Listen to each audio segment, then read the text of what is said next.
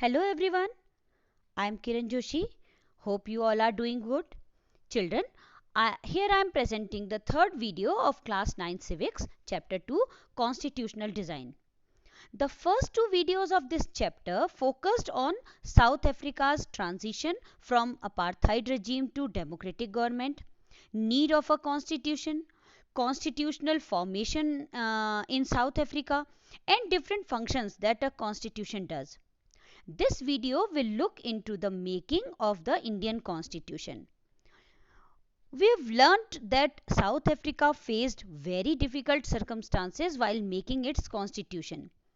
India had also gone through a great turmoil when its constitution was drawn. It was not at all an easy task to make a constitution for a huge and diverse nation like India. From merely the subjects of a ruler, Indians were being converted into citizens. India got its independence with a painful partition on the basis of religious difference. Partition caused communal riots in which at least 10 lakh people lost their lives. Thus, the partition was a traumatic experience for the people of India and Pakistan. Besides, there was another problem. In the British India, there were at least almost 500 independent princely states. The British left it to the rulers of those princely states to decide whether they wanted to join with India or with Pakistan, or they wanted to remain independent.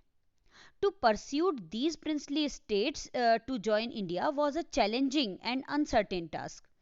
Thus, when the process of writing the Constitution of India was on, that was the period of uncertainty. The makers of the Constitution were anxious about the present and the future of the country.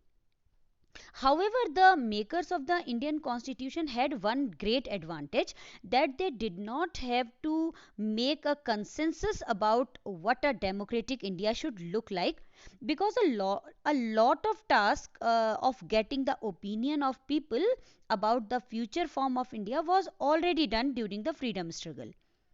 Children, along with the struggle to get freedom from foreign rule, the country was struggling for its revival.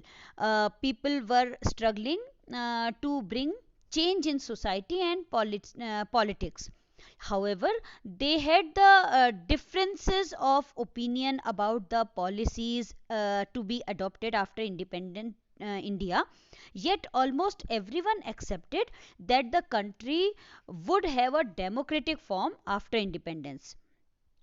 Working towards drafting a constitution for independent India started long back in 1928, when Motilal Nehru and 8 other Congress leaders drafted a constitution for India. In 1931, the Indian National Congress organized its session in Karachi and passed the Karachi resolution. The resolution focused on how independent India's constitution should look like. Both the documents, the 1928 Constitution draft and the 1931 Karachi resolution, were committed to the inclusion of universal adult franchise, right to freedom and equality, and protection of the rights of minorities in the Constitution of Independent India.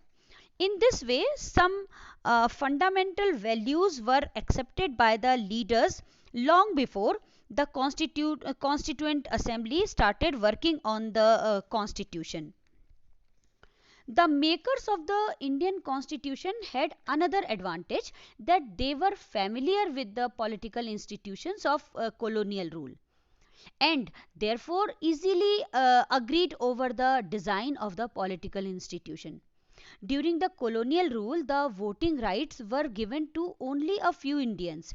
In 1937, elections were conducted to provincial legislatures all over British India, and the Indian National Congress formed government in 7 out of 11 provinces.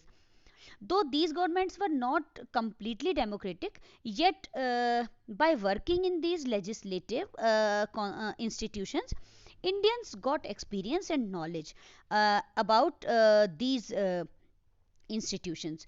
This experience helped our leaders to decide about the setting up and working of institutions in independent India. Our constitution has adopted many institutional details and procedures from the colonial rule, such as the Government of India Act 1935, which provided for the establishment of an all India federation, introduction of provincial autonomy, introduction of upper house and lower house in some provinces, etc. Our leaders were working towards framing the constitution for many years. In this process, they learnt and adopted many ideas from other countries, such as the ideals of French Revolution, the practice of parliamentary democracy in Britain, the Bill of Rights in United States, the socialist revolution in Russia, etc. So all these events inspired our leaders to shape a system based on social and economic equality. But they did not copy them or follow them as they were. Rather, our leaders examined those inspiring events and checked whether these ideas suited our country, up to what extent, and in which ways. So, all these factors contributed to the making of our constitution. So, this was the brief account before the formal making of our constitution. Let's learn a little about the makers of the Indian constitution. In an assembly of elected representatives, which was called the Constituent Assembly or the Constitutional Assembly, did the task of drafting our constitution. The elections for the Constituent Assembly were held in July 1946. The Constituent Assembly had a series of meetings started from 9 December 1946 till November 1949. These meetings were held in New Delhi. In between, the country faced the partition of India and Pakistan. The Constituent Assembly was also divided into Constituent Assembly of India and that of Pakistan. Finally, the Assembly adopted the Constitution of India on 26 November 1949, which came into effect, as you all know, on 26 January 1950. To mark this day, every year 26 January is celebrated as Republic Day. Children, there were 299 members in the Constituent Assembly. Let's learn in brief about some of the leaders who played an important role in making our constitution. So, children, this image in front of you is of Vallabh Bhai Jawahar Bhai Patel, born in Gujarat in 1875 and died in 1950. Sardar Patel, as he was popularly known, was the Minister of Home, Information and Broadcasting in the interim government formed in 1946. He was an Indian lawyer, a senior leader in Indian National Congress.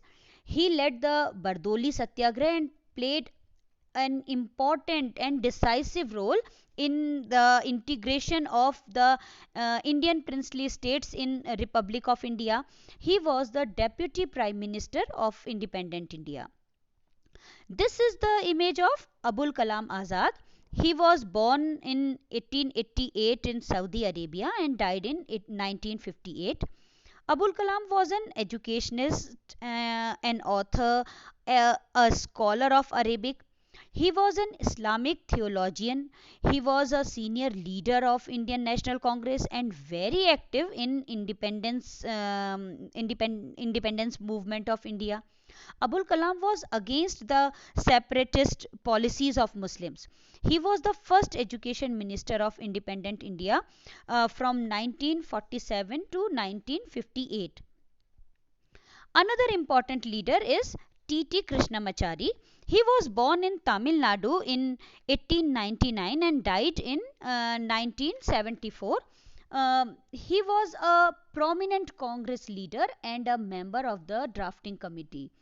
T.T. Krishnamachari was the Finance Minister of India from 1956 to 1958 and from 1964 to 1966. Children, this image is of Dr. Rajendra Prasad. You must be knowing him. He was born in Bihar in 1884 and died in 1963. He was a lawyer, politician, and a journalist who played an important role in the Champaran Satyagraha. He became the president of the Indian National Congress three times, in 1934, in 1939, and in 1947. He was the president of the Constituent Assembly also, and was the first president of independent India. Children, this is the image of Jaipal Singh. He was born in Jharkhand, present day Jharkhand, in 1903 and died in 1970. He was a politician, educationist, and sportsman. He was the member of the Constituent Assembly. He was the captain of the first national hockey team. Jaipal Singh was the founder president of Adivasi Mahasabha, which re-emerged as Jharkhand Party after the independence of India. Now this picture is of H.C. Mukherjee, Harendra Kumar Mukherjee. He was born in Bengal in 1887 and in 1956 he died. He was the vice president of the Constituent Assembly of India. Harendra Kumar Mukherjee was a prominent Christian leader of Bengal and was elected the president of All India Council of Indian Christians. Dr. Mukherjee was appointed the governor of Bengal. Now this image is of G. Durgabai Deshmukh. She was born in Andhra Pradesh in 1909 and died in 1981. She was an advocate and an activist for women's liberation. She founded the Andhra Mahila Sabha. She was the founder chairperson of Central Social Welfare Board that initiated the welfare programs for women, children and disabled. The image in front of you now is of Baldev Singh. He was born in Haryana in 1901 and died in 1961. He was the leader of the Panthik Akali Party in the Punjab Assembly. After the independence of India, Baldev Singh was made the first defense minister of the Union Cabinet.